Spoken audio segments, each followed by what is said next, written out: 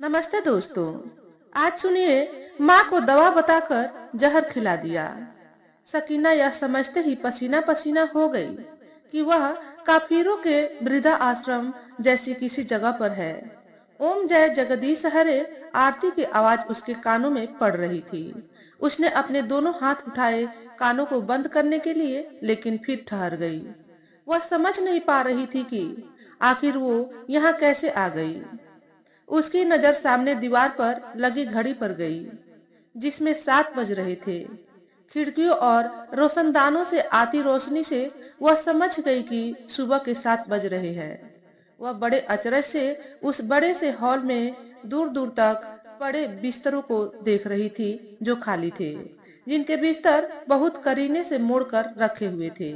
मतलब वहां सोने वाले सभी उठकर जा चुके थे। इसी बीच आरती पूर्ण होने के बाद समवेत स्वरों में श्लोक बोला जा रहा था। उसके हाथ एक बार फिर अपने कानों को बंद करने के लिए उठे, लेकिन बीच में ही फिर ठहर गए।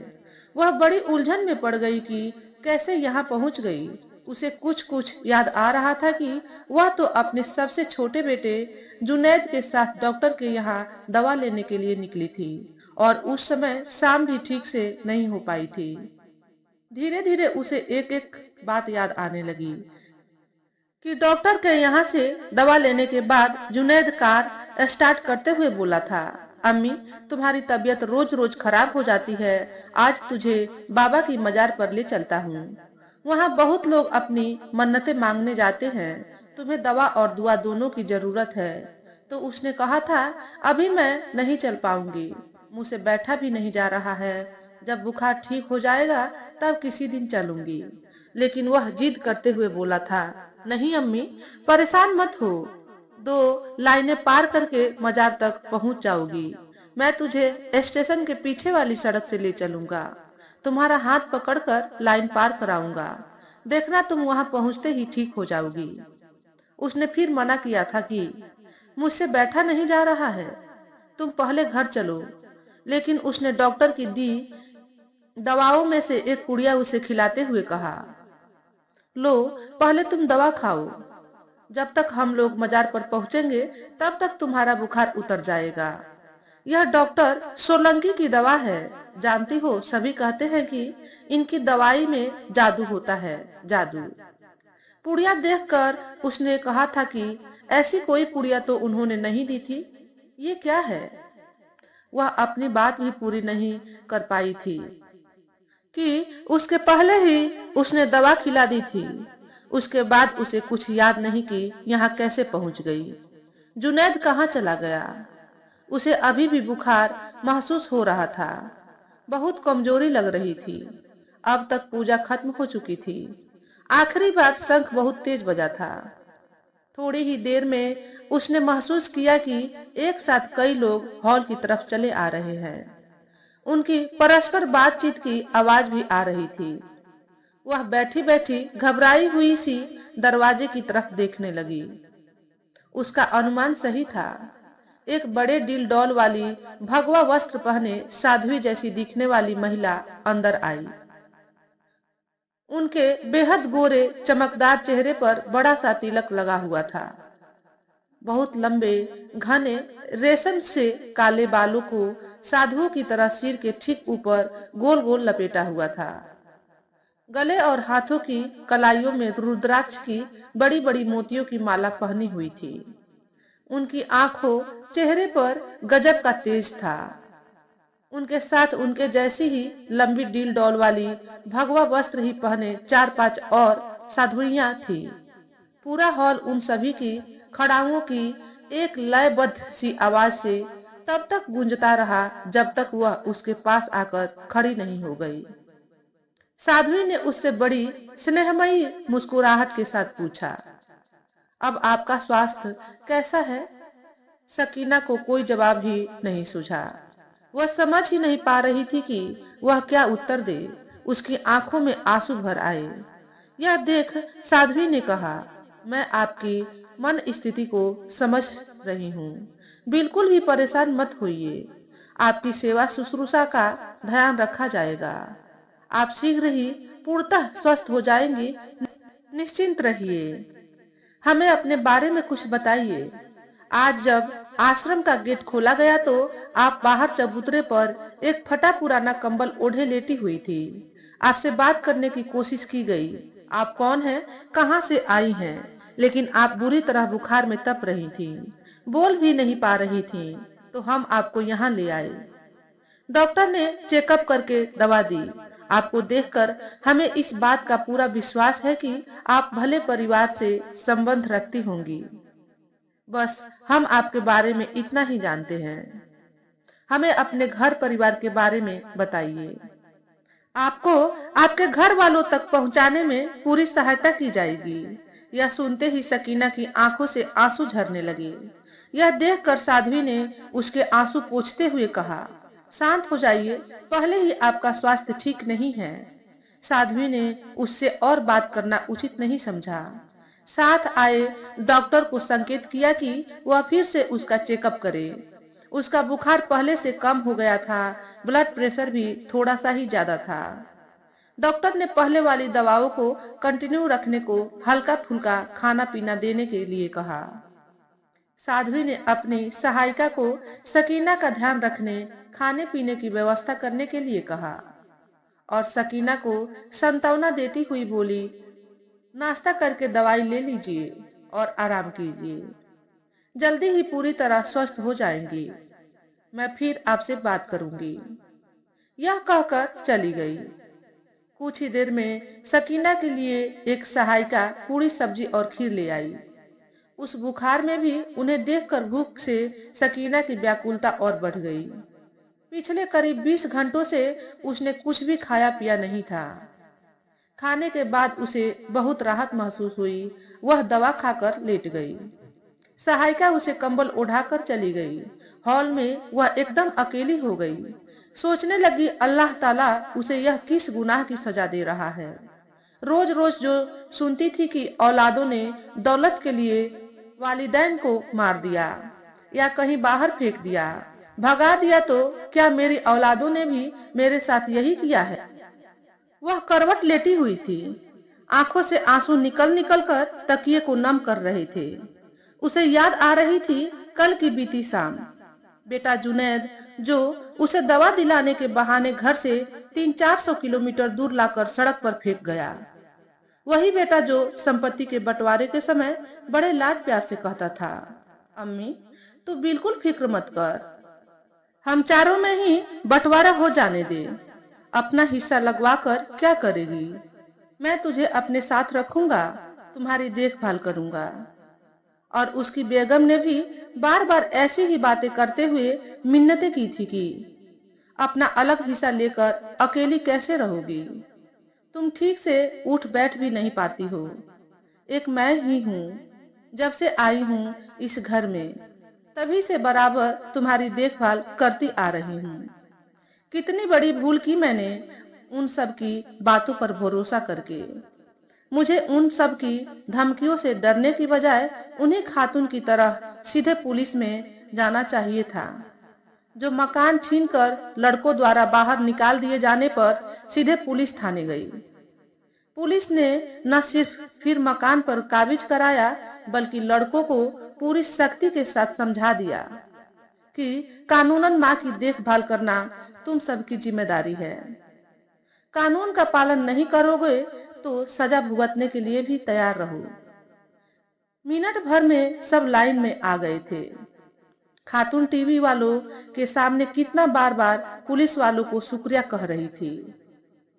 मैं भी पुलिस के पास चलूं क्या, उन्हें बताऊं कि मेरी औलादों ने ही मुझ पर किस किस तरह से कितने जुल्म किए हैं। मेरी मदद कीजिए, औलादों के जुल्मों सितम से मुझे भी नजात दिलाइए। कमजोर औलाद ने दवा के नाम पर न जाने कौन सा जहर खिला दिया था कि कार घंटों चलती रही और मुझे होश तक नहीं आया। गलती मेरी ही है। बीते 2 महीनों से जिस तरह की बातें वह सब कर रहे थे, उन सब के इरादे मेरी समझ में उसी समय क्यों नहीं आए कि यह सब मकान दौलत के बाद अब मुझे घर से बाहर फेंकने की तैयारी कर चुके हैं। एक मोबाइल का सहारा था कभी किसी से बात करने का, उसको भी जानबूझकर बच्चों से पानी में डलवाकर खराब करवा दिया था। बच्चे भी इधर बीच कैसी कैसी उठपटांग बातें ज्यादा बोलने लगे थे। माँ बाप दोनों सुनते रहते थे, लेकिन बच्चों को एक बार भी मना नहीं करते थे कि मुझे ऐसी उल्टी सीधी बातें कहकर जलील नहीं किया करे, मैं उनकी दादी हूँ। सकीना के दिमाग में एक बार यह बात भी आई कि गाड़ी से चला था, कहीं रास्ते में कोई अनहोनी तो नहीं हुई, किसी ने उसे नुकसान पहुंचाया और मुझे यहाँ लाकर फेंक दिया। फिर सोचा कि नहीं, ऐसा कैसे होगा, कोई अगर उसे नुकसान पहुंचाता तो मुझे भी पहुंचाता, मुझे इतनी दूर लाकर फेंकने की जहमत क्यों उठाता, कोई अनहोनी होती तो चोट चपेट मुझे भी तो आती न। वह यह सोचकर ही फपक कर रो पड़ी कि उसके शौहर का बनवाया उसका इतना बड़ा घर, लेकिन बाहर सड़क पर किसी ने उसे गरीब भिखारी आदि समझकर दया करके उस पर एक कंबल डाल दिया कि रात में ठंड से ठिठुर कर मौत न हो जाए। अल्लाह ताला उसका भला करे, उसने कंबल नहीं डाला होता तो अब तक मैं शायद ही बचती। बचती तो मैं शायद तब भी नहीं यदि यह लोग बाहर ठंड से बचाकर अंदर न ले आते, दवा दारू न कराते। शुक्र है अल्लाह ताला को कि शायद उसी ने मेरी मदद के लिए फरिश्ते के रूप में इन्हीं लोगों को भेज दिया। इन्हें भी जितना शुक्रिया कहूँ कम ही है। वह रोती रही। उसे इस बात का एहसास नहीं रहा कि उसके रोने की आवाज हॉल से बाहर भी जा रही है। कुछ ही देर में एक सेविका आकर उसे समझाने बुझाने लगी। उसने कहा, ईश्वर पर भरोसा रखिए, सब ठीक हो जाएगा। वह उसे बहुत समझा बुझाकर शांत कराकर चली गई, लेकिन वह उसके मस्तिष्क में उठ रहे तूफान को शांत नहीं करा पाई। हालांकि वह उसकी मनोदशा को बहुत अच्छी तरह समझ रही थी। सकीना यह सोचकर भी परेशान हो रही थी कि साध्वी जिन्हें सभी गुरु माँ कह रही हैं, ने फुर्सत में आकर फिर से बात करने के लिए कहा है। जाहिर है वह सारा किस्सा जानने की कोशिश करेंगी, उन्हें मैं क्या बताऊंगी। इसी समय सकीना के कानों में प्रवचन की आवाज पड़ने लगी। उसने आवाज तुरंत पहचान ली। गुरु माँ ही प्रवचन दे रही थी। उसे उनकी आवाज गुलाब के शरबत सी मीठी और मधुर लग रही थी। उनकी बातों को सुनकर उसे यह अच्छी तरह समझ में आ गया कि वह रामायण की ही कोई बात कर रही हैं। उसे जल्दी ही याद आ गया 30-32 साल पहले टेलीविजन पर देखा गया रामायण सीरियल। आज भी यह सीरियल उसके दिलो दिमाग से पूरी तरह से धूमिल नहीं हुआ था। उसे यह भी याद आया कि यही सबसे छोटा बेटा जुनैद होने वाला था। तबीयत उसकी बहुत खराब रहती थी। डॉक्टर ने आराम करने के लिए कहा था। खून की बहुत ज्यादा कमी बताई थी। बहुत नाराज होते हुए कहा था, इतनी जल्दी जल्दी इतने ज्यादा बच्चे पैदा करके अपना जीवन क्यों खत्म करने पर तुली हुई हो। यह तुम्हारा 7वां बच्चा है। शरीर में खून नाम की चीज नहीं है। कैसे बचाओगी खुद की और अपने होने वाले बच्चे की जान। फिर बगल में खड़े शौहर से कहा था, इसके बाद अगला बच्चा करने की सोचने से पहले यह ध्यान रखिएगा कि अपनी बेगम से निश्चिंत ही हाथ धो बैठेंगे। उनकी इस बात से नाराज शौहर ने घर पहुंचकर कहा भी कि तुम तो एक बार भी बोली नहीं, सारी जिम्मेदारी मुझ पर ही डाल दी, जैसे कि सिर्फ मेरे कहने पर ही तुम यह बच्चे पैदा कर रही हो। तुम्हारी तो मर्जी होती नहीं, एक बार भी नहीं बोल पाई कि मेरी भी रजामंदी होती है। तब उसने कहा था, नाराज मत हो, वह हिंदू है, डॉक्टर है, उसे क्या मालूम कि अल्लाह ताला की नेमत क्या होती है। लेकिन उसी समय दोनों ने डॉक्टर की बात को सही कहते हुए और बच्चे पैदा न करना भी तय किया था। मगर जुनैद के पैदा होने के कुछ महीने बाद ही शौहर और बच्चे पैदा करने पर जोर देने लगा था। तब वह गुस्सा होकर मना करती हुई बोली थी। शाहजहां ने जैसे 14 बच्चे पैदा करके अपनी बेगम मुमताज को मार डाला था, फिर हवस पूरी करने के लिए अपनी ही बेटी जहां आरा से निकाह कर लिया था। क्या अब मुझसे उब कर तुम भी उसी तरह मुझे बच्चे पैदा करके मारना चाहते हो। उस समय उसके मुंह से यह बात कई दिन से तकलीफों से परेशान होने के कारण निकल गई थी, जो उसने कुछ ही दिन पहले किसी से सुना था। दोनों में कई दिन तक बड़ी बहसबाजी हुई थी, लेकिन वह टस से मस नहीं हुई थी। तब जाकर बच्चों की गिनती 7 पर रुक पाई थी। उस समय यह सीरियल इतना प्रसिद्ध पा चुका था कि इतवार के दिन जब यह सुबह सुबह आता था तो सड़कों पर मानो कर्फ्यू सा लग जाता था। 1 घंटे तक हर तरफ सन्नाटा ही सन्नाटा पसरा रहता था। जिसके घर में टेलीविजन होता था उसका घर पड़ोसियों से खचाखच भर जाता था, क्योंकि तब कुछ ही लोगों के पास टेलीविजन हुआ करता था।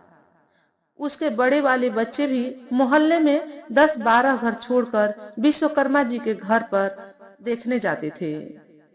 जो मोहल्ले का सबसे ज्यादा पढ़ा लिखा परिवार था, उसका भी मन यह सीरियल देखने के लिए बहुत मचलता था कि ऐसा क्या है कि पूरी दुनिया ही देखने के लिए टूट पड़ती है। तब उसने एक तरह से जिद कर ली थी शहर से टीवी लाने के लिए कि बच्चे दूसरे के यहाँ जाकर देखते हैं। अब एक टीवी जैसे भी हो ले ही लो। तब पैसों की तंगी के चलते वह किस्तों पर टीवी ले आए थे। जिस दिन आया था उस दिन घर में जश्न जैसा माहौल बन गया था। उसे याद आ रहा था कि पैसों की तंगी से पार पाने के लिए शौहर ने ऐसे काम भी किए जिसके चलते कई बार जेल भी गए। जान का खतरा अलग बना रहता था। पैसा कमाने के लिए वह यह खतरा बराबर उठाते भी रहे और पैसा कमाया भी खूब। लेकिन अब यह सब किस काम का? घर के कूड़े की तरह मैं सड़क पर फेंक दी गई। जब पैसे आए तो उनके खाने पीने के शौक भी बदल गए और आखिर जानलेवा साबित हुए। अल्लाह ताला की बड़ी रहमत हुई कि इंतकाल से पहले वह तीनों लड़कियों का निकाह कर गए थे। नहीं तो इन लड़कों के जो काम धंधे मिजाज हैं, ये लड़कियों का निकाह नहीं उन्हें बेच जरूर डालते या फिर शाहजहां बन जाते। सकीना को बड़ा गुस्सा आ रहा था चारों लड़कों पर कि जाहिलों ने ऐसे ऐसे काम किए। आए दिन इतने झगड़े फसाद किए कि लड़कियों, दमादों, सारे रिश्तेदारों ने रिश्ते ही खत्म कर लिए। उसे बड़ी याद आ रही थी अपनी लड़कियों की। उसका मन उनसे बात करने के लिए तड़प रहा था। सालों बीत गए थे उन सबको देखे हुए, उनसे बात किए हुए। मोबाइल पर जो कभी कभार बात कर लिया करती थी, वह भी उन सबको बर्दाश्त नहीं होता था। बड़ी चालाकी से इन सब के नंबर ही मोबाइल से मिटा दिए थे। वह सोच रही थी कि अब पता नहीं जिंदगी में कभी उन सबको देख भी पाऊंगी, कभी उनकी आवाज भी सुन पाऊंगी, नातियों पोतियों को देख पाऊंगी। घर पर होती तो कभी कोई रास्ता निकालती, उन सबको बुलाती या किसी तरह खुद ही चली जाती। मगर इन नामुरादों ने तो घर ही से निकाल फेंका है। उसके कानों में साध्वी गुरु माँ के प्रवचन के शब्द बराबर पड़ रहे थे। वह महाराजा दशरथ के पुत्र भगवान राम के वन गमन का वाकया बता रही थी कि किस प्रकार महाराजा दशरथ ने अपनी रानी कैकेयी को कभी दिए गए अपने एक वचन को पूरा करने के लिए अपने प्राण प्रिय बड़े पुत्र भगवान राम को 14 वर्षों का वनवास देने का निर्णय सुनाया और परम मातृपितृ भक्त भगवान राम पिता अपना वचन पूरा कर सके, इस हेतु वन जाने के लिए सहर्ष तैयार हो गए। एक दूसरे को अगाध प्यार करने वाले भाइयों में से उनके एक छोटा भाई भरत ने उन्हें रोकने का प्रयास किया, मगर उन्होंने पिता का वचन पूरा हो इसलिए इनकार कर दिया और अपनी धर्म पत्नी सीता के साथ वन की ओर चल दिए। भरत ने लाख प्रयास किए, मनाते रहे लेकिन वे नहीं माने। दूसरे छोटे भाई लक्ष्मण राम के लाख मना करने के बावजूद उन्हीं के साथ वन को चल दिए। राजा दशरथ ने पुत्र के बिछोह में अपने प्राण त्याग दिए। गुरु माँ कहे जा रही थी कि राजा दशरथ ने अपने प्राण त्याग कर भी कुल की मर्यादा बनाए रखी कि रघुकुल रीति सदा चली आई। प्राण जाए पर वचन न जाई। राम, लक्ष्मण, भरत, शत्रुघ्न ने माता पिता की आज्ञा को शिरोधार्य करने, भाइयों में अटूट परस्पर प्यार को निभाते हुए समाज में उदाहरण प्रस्तुत किया कि किस प्रकार माँ बाप का आदर सम्मान करना चाहिए, भाइयों में प्यार होना चाहिए। शिष्टाचार सम्मान का ऐसा अनूठा उदाहरण प्रस्तुत किया जो दुनिया में आज भी कहीं और देखने को नहीं मिलता।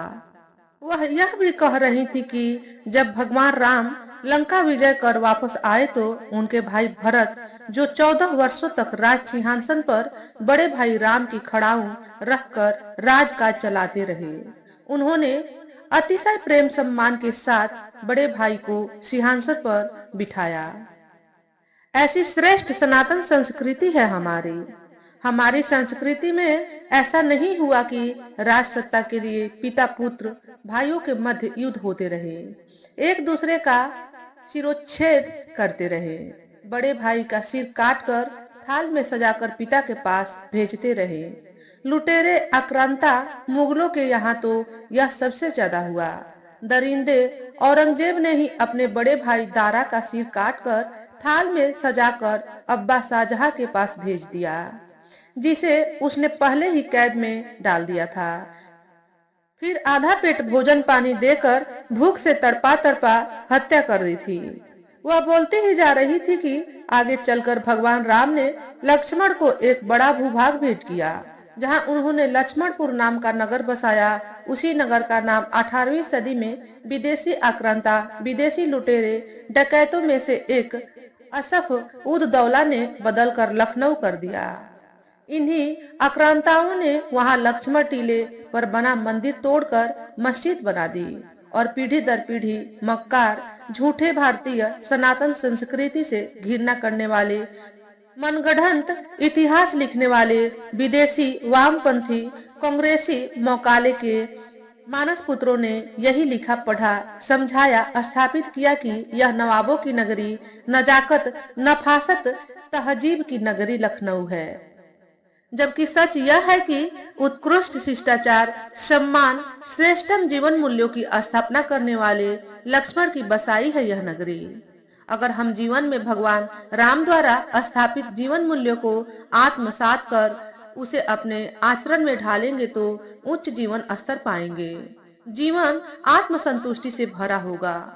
इसी बीच उनको सुन रही साधियों में से किसी ने कोई प्रश्न किया जिसे शकीना पूरा समझ नहीं पाई, क्योंकि उसकी आवाज कम आई, लेकिन गुरु माँ की आवाज वह स्पष्ट सुन रही थी। वह उसे बड़े प्यार स्नेह से समझा रही थी कि हम लोग जब तक स्कूली किताबों के अलावा अपने धार्मिक ग्रंथों, पौराणिक इतिहास का गहन अध्ययन नहीं करेंगे, उनके मर्म को नहीं समझेंगे, तब तक स्वयं को जान ही नहीं पाएंगे, सत्य से अनभिज्ञ रहेंगे। कैसे झूठ लिखाया, पढ़ाया, समझाया, स्थापित किया जाता है, उसे इस एक उदाहरण से ही सरलता से समझा जा सकता है। जैसे स्कूली शिक्षा के दौरान हमें यह पढ़ाया समझाया गया कि ग्रह 9 होते हैं। यह 1571 में जन्मे जर्मन वैज्ञानिक जोहान्स केपलर ने बताया। हम यही जानते समझते हैं, लेकिन यह तथ्य कितना बड़ा धोखा, मिथ्या है, इस एक श्लोक से ही स्पष्ट हो जाता है। हम सभी सनातनी हमारी सुबह शुभ हो, इसके लिए प्रातः इस श्लोक का उच्चारण करते हैं। आज भी किया कि समस्त 9 ग्रहों से हम प्रार्थना करते हैं कि वो हमारी सुबह को शुभ बनाए। यानी कि यह श्लोक लिखने वाले हमारे ज्ञानी पूर्वजों को 9 ग्रहों, उनके महत्व की पूर्ण जानकारी थी, तभी वह यह श्लोक लिखने के लिए प्रेरित हुए। यह वामन पुराण के 14वें अध्याय में है, जिसे महर्षि वेद व्यास ने लिखा है। अपेक्षाकृत इस छोटे पुराण के कुल 95 अध्याय में 10,000 श्लोक हैं। अर्थात हमारे पूर्वजों ने दसियों हजार साल पहले यह ज्ञान तब प्राप्त कर लिया था जब केपलर का नामो निशान नहीं था। उनके पूर्वज कंदमूल खाते, आदिम युग में जी रहे थे, जंगलों गुफाओं में पशुओं की भांति विचरण कर रहे थे। हमारी ही बातों खोज को चोरी करके पूरी धृष्टता के साथ वापस हमें ही परोसा गया, यह कहते हुए कि हम सनातनी अज्ञानी कूपमंडू रूढ़िवादी हैं और हम इस ओर ध्यान ही नहीं देते, उन्हीं की गलत बातों को सही मानकर चलते रहते हैं। इसके बाद गुरु माँ और विस्तार में जाती हुई गुरु वशिष्ठ भगवान राम तीनों भाइयों के प्रसंग बताने लगी, जिन्हें सुन सुनकर सकीना को सीरियल में देखे गए वह दृश्य इतने वर्षों बाद खास तौर से याद आने लगे, जिनमें भाइयों के आपसी प्यार सम्मान की पराकाष्ठा थी। उसने सोचा कि लड़कों में इन बातों का, ऐसे भाईचारे का तोल मासा भर भी असर होता तो वो आपस में लड़ते ना, न ही मुझको इस तरह धोखे से जहर देकर सैकड़ों किलोमीटर दूर घर के बाहर सड़क पर फेंकते। वह भी तो इन सब के आपसी मारपीट झगड़ों से परेशान रहते थे। खुद इतने दबंग न होते तो यह सब उन्हें भी बाहर फेंकने में देरी न करते, लेकिन गलती तो हम दोनों की ही थी। हमने इन्हें अच्छी तरबियत दी होती तो न चारों सही एकाध तो सही रास्ते पर चलता, वहीं बुढ़ापे का सहारा बनता। कम से कम आखिर के दिनों में इसकी तो फिक्र न करनी पड़ती कि पता नहीं कोई मुझे सुपुर्द ए खाक करेगा कि नहीं, 2 गज जमीन मिलेगी भी कि नहीं। सकीना का न तो बीते बातों को याद करना, सोचना, विचारना रुका, न ही उसके आंसू, और आखिर दवा के प्रभाव में आकर आंसू बहाते बहाते वह किसी समय सो गई। दोपहर हो गई थी। आश्रम की एक सेविका ने आकर खिड़की के पल्ले खोलकर पर्दे हटा दिए। चमकीली नर्म धूप से हाल नहा उठा। सकीना के चेहरे पर भी धूप पड़ रही थी। उसकी आंखें खुल गई। सेविका ने उसके पास आकर बहुत धीरे से पूछा, अब आपकी तबीयत कैसी है? सकीना ने कहा, अब पहले से बहुत ठीक लग रही है। वह उठकर बैठ गई। दवा ने अच्छा असर दिखाया था। उसे अब बुखार बिल्कुल भी नहीं लग रहा था। सेविका ने उससे कहा, भोजन का समय हो रहा है, आप भोजन आश्रम के सभी लोगों के साथ करेंगी या आपका भोजन यहीं पर भिजवा दिया जाए? सकीना सेविका की विनम्रता, आश्रम के लोगों के सेवा भाव से अब तक एकदम अभिभूत हो चुकी थी। अब वह पूरे होशो हवास में थी। सेविका की बात सुनकर वह बहुत भावुक हो गई। उसने हाथ जोड़ लिए। उसके होठ फड़क रहे थे। उसे समझ में नहीं आ रहा था क्या उत्तर दे। उसके फिर पूछने पर आश्रम में आने के बाद वह दूसरी बार बोली, मेरे साथ आप सब लोग कैसे? संकोच में वह अपनी बात पूरी नहीं कर पाई। सेविका ने उसकी मनोदशा का एहसास कर बड़े प्यार से उसके हाथों को पकड़ लिया। कहा, आपको रंच मात्रा भी संकोच करने की कोई आवश्यकता नहीं है। हम अखिल ब्रह्मांड के सभी प्राणियों को अपना मानते हैं, उनमें परमात्मा का स्वरूप देखते हैं। हमारे साथ आपके भोजन करने से हम में से किसी को कहने को भी कोई संकोच नहीं होगा, लेकिन हम आपकी भावनाओं का भी पूरा सम्मान रखने का प्रयास करेंगे। गुरु माँ आपकी स्थितियों को देखते हुए चाहती हैं कि आप सभी लोगों के बीच आएं। आप जो मानसिक रूप से बहुत ज्यादा परेशान हैं, जिसके कारण आपका स्वास्थ्य खराब हो रहा है, वह सभी के बीच अच्छे वातावरण में आने से ठीक हो जाएगा। जैसे दिन और रात होते हैं, वैसे ही जीवन में सुख दुख भी आते जाते रहते हैं। हमें दोनों को जीवन का हिस्सा मानते हुए एक समान रूप में लेकर चलना चाहिए। ऐसे भाव में चलने से कष्ट हमें परेशान नहीं कर पाते। हम उनका सफलतापूर्वक समाधान ढूंढ लेते हैं। सेविका की बातों से सकीना का संकोच कम हो गया। उसकी हिम्मत बढ़ी और वह सभी के साथ भोजन करने के लिए तैयार हो गई। सेविका उसको एक सेट कपड़ा देकर चली गई। सैकड़ों साथियों के साथ शुद्ध सादा शाकाहारी भोजन करके सकीना वापस अपने बेड पर आ गई। अब वह अपने को पूरी तरह स्वस्थ महसूस कर रही थी। साथियों ने उसके साथ बातें की। किसी ने उससे कहने को भी ऐसी कोई बात नहीं की जिससे उसके हृदय को जरा भी कष्ट होता है। सभी का व्यवहार ऐसा था जैसे सब न जाने कितने वर्षों से उसके साथ हैं। उसे याद नहीं आ रहा था कि कभी उसने इसके पहले ऐसे शांतिपूर्ण माहौल में ऐसा शुद्ध भोजन किया हो। ऐसा सुकून भी वह जीवन में पहली बार महसूस कर रही थी। उसे महसूस हो रहा था जैसे आश्रम के कोने कोनों में सुकून की बारिश हो रही है। मगर गुरु माँ की यह बात याद आते ही वह तनाव में आ गई कि मैं दोपहर में आपसे बात करूंगी। वह इस बात को अच्छी तरह समझ रही थी कि बातचीत में वह उसकी परेशानियों का सबब भी पूछेंगी और तब वह उनको क्या बताएगी। उसका जो सच है उसे सुनकर जिस तरह से वह पूरे आश्रम वासी उसकी मदद कर रहे हैं, उसे आश्रम का ही सदस्य मानकर चल रहे हैं, कहीं उससे नफरत न करने लगे। उसे लड़कों की तरह ही आश्रम से निकालकर सड़क पर न फेंक दें। यहाँ से भी फेंकी गई तो सड़क पर भीख मांगने, तिल तिल कर मरने के सिवा और कोई रास्ता नहीं होगा मेरे पास। उन्हें क्या यह बताऊंगी कि मेरी कमजोर नामुराद औलादों ने पहले गला दबा दबा कर संपत्ति अपने नाम करवा ली, फिर धोखे से जहर देकर बेहोश किया और 8-9 घंटे गाड़ी चलाकर 400 किलोमीटर दूर लाकर कूड़े की तरह सड़क पर फेंक दिया। क्या उन्हें यह बताऊंगी कि मेरे शौहर ने गैर कानूनी हथियारों और लड़कियों औरतों की खरीद फरोख्त करके सारी दौलत कमाई थी। बार बार उन्हें पुलिस ने पकड़ा, जेल गए और जब इंतकाल हुआ तो उनके ऊपर 8-9 मुकदमे चल रहे थे। क्या उन्हें यह बताऊंगी कि शौहर ने अपनी जिन कमजोर औलादों को मजहबी तालीम देने के लिए अपने जिस सबसे करीबी हाफिज को लगाया था, उसकी पहले दिन से ही मुझ पर गलत नजर थी। मुकद्दर ने भी उसी का साथ दिया और दूसरे महीने में ही शौहर किसी लड़की को बेचने के इल्जाम में जेल चले गए। वह उन्हें छुड़ाने का झांसा देकर मेरी अस्मत लूटने लगा। कुछ महीने बाद वह जमानत पर छूट कर आ गए, लेकिन उसके बाद भी अस्मत लूटते हुए मेरी जो बहुत सी वीडियो बना ली थी, मुझे वही दिखा दिखा कर डराता रहा, अस्मत लूटता रहा। मेरा मुंह बंद किए रहा कि वो शौहर से कहेगा कि मैं उनकी गैर हाजिरी में उस पर जोर डालकर नाजायज रिश्ते बनाती रही।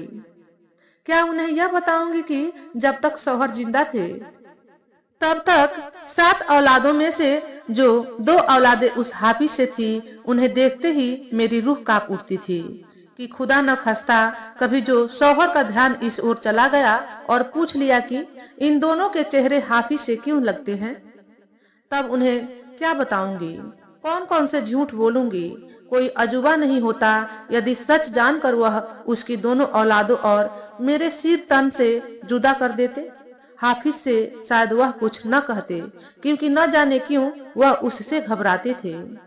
उन्हें क्या यह बताऊंगी कि यह हाफिज मुझे यह समझाता था कि हिंदू मुशरिक होते हैं, काफिर होते हैं।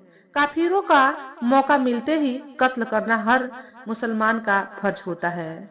इनसे कोई रिश्ता मिलना जुलना बिल्कुल नहीं रखो, इनकी दुकानों से कोई सामान नहीं खरीदो।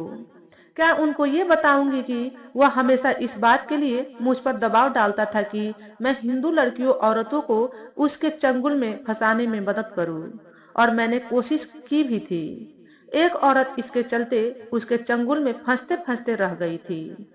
उसी ने मेरे पूरे परिवार के दिमाग में ठूस ठूस कर यह बात भर दी थी कि हिंदुओं, सिखों, बौद्धों, क्रिश्चियनों के पूजा पाठ का एक भी शब्द हमारे कानों में नहीं पड़ना चाहिए।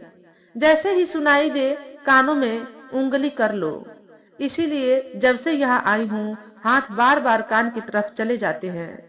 उन्हें क्या यह बताऊंगी कि उसी के कहने समझाने पर शौहर ने अच्छा खासा बड़ा सा मकान बेचकर उस मोहल्ले में नया मकान लिया, जहाँ करीब करीब सभी अपने ही जमात के लोग थे, जहाँ पहले वाले मोहल्ले की अमन चैन की जगह आए दिन झगड़ा फसाद होता रहता था।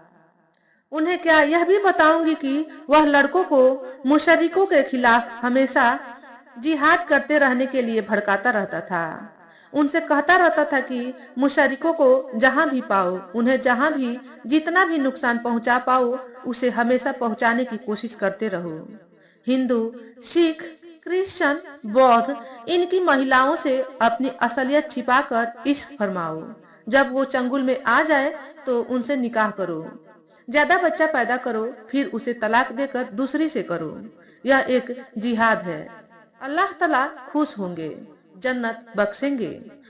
वहां तुम्हारे लिए 72 हूरें होंगी। इस बात की परवाह ही नहीं करो कि वो इसे लव जिहाद कर कह रहे हैं। तुम अपने काम में लगे रहो, उन्हें कोई तवज्जो ही नहीं दो। उसी के तरह तरह से बार बार भड़काने पर लड़के आए दिन किसी न किसी फसाद में पुलिस के हत्थे चढ़ते रहते थे। लड़कों से न जाने कितने पैसे मजहब के नाम पर लूट लूट कर अपना कितना बड़ा मकान बना लिया था। उन्हें क्या यह बताऊंगी कि मदरसों में थोड़ी बहुत पढ़ी लिखी एक तरह से अनपढ़ों की जमात मेरे घर के आपसी लड़ाई झगड़े का उसने खूब फायदा उठाया, पैसा भी लूटा, औरतों की आबरू भी।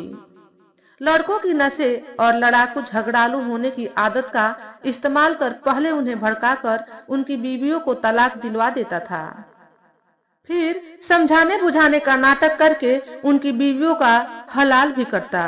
उसके एवज में भी खूब पैसे खींचता था। उनको क्या यह बताऊंगी कि मेरा घर उसकी कमाई और अय्याशी का अड्डा था।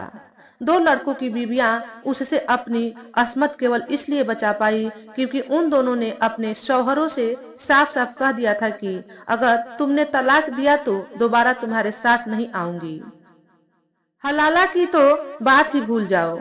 मायके में नहीं रखा गया तो किसी भिखारी के साथ चली जाऊंगी, उसके साथ घर बसा लूंगी, पर तुम्हारे पास लौटने की सोचूंगी भी नहीं। उसके दिमाग में उधेड़ बुन का बवंडर गुरु माँ के आने तक चलता रहा। साध्वी गुरु माँ ने उससे बहुत ही प्यार स्नेह से बातें की, जानना चाहा कि वह कौन है, कहाँ की रहने वाली है, घर के लोगों का कोई संपर्क सूत्र है जिससे उन्हें संपर्क किया जा सके और उसे घर वापस भेजा जा सके। यदि घर के लोगों से वह झगड़ कर आई है या उन लोगों ने उसे निकाला है तो सभी को समझा बुझाकर उसे घर वापस भेजा जाए। लेकिन बड़े आश्चर्यजनक ढंग से उसे कुछ भी याद नहीं आ रहा था। अपना घर, घर के लोग, मोहल्ले, शहर का नाम या फिर कोई फोन नंबर। तो गुरु माँ ने उसे समझाते हुए कहा कि आपको परेशान होने की कोई भी जरूरत नहीं है। जब तक घर का पता नहीं चलता है, घर के लोग ले जाने के लिए तैयार नहीं होते हैं, तब तक आप इसी आश्रम में पूर्ण निश्चिंतता के साथ रहिए। और फिर देखते देखते दिन बीतते गए।